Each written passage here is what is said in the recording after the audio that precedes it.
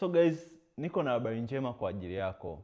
Kuanzia mwezi wa 7 mpaka mwezi wa 9 nitakuwa na program ambayo ni structured na pia program ambayo ni extensive ya kujifunza namna gani ambavyo unaweza ukafanya kazi mtandaoni.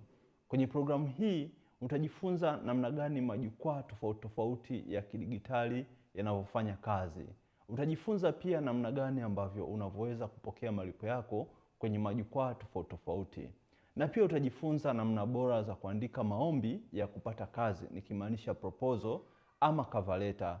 Na pia nitakufundisha namna gani ambavyo unaweza ukapata kazi nje ya majukwaa yaliyozoeleka, nikimaanisha majukwaa ya freelancing kama Upwork, Fiverr na Guru. Programu hii imekuwepo kuanzia mwezi wa 2 ambapo tulichukua cohort ya kwanza, na pia mwezi wa 5 tulichukua cohort ya 2, na sasa hivi tunachukua cohort ya 3. Na matokeo ambayo tumekuwa tukiyapata kwenye cohort 2 zilizopita yamekuwa yakifurahisha.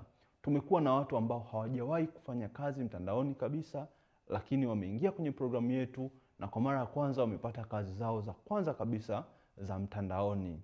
So in case umekutana na hii video hii, jua basi video hii hujakutana nayo bahati mbaya. Sasa ni wakati wako uende ujisajili kwenye programu yetu. Na kwa gharama, programu yetu ina kosti shilingi 2,500. Ni miongoni mwa programu bora zaidi ambao kwa sasa unaweza kujifunza kwa gharama nafuu. So kupitia komenti hii kupitia video hii kwenye komenti nitaweka utaratibu wa namna gani ambavyo unaweza ukafanya malipo yako ili uweze kuwa sehemu ya programu hii. Hakikisha unalipa mapema kabisa ili ujihakikishie nafasi ya kuwa kwenye programu hii, kwani kuna idadi tukifika hatutopokea wanafunzi wapya. Asante sana, naendelea kutazama maudhui yangu ili uweze kujifunza namna gani ambavyo unaweza kujiingizia kipato mtandaoni.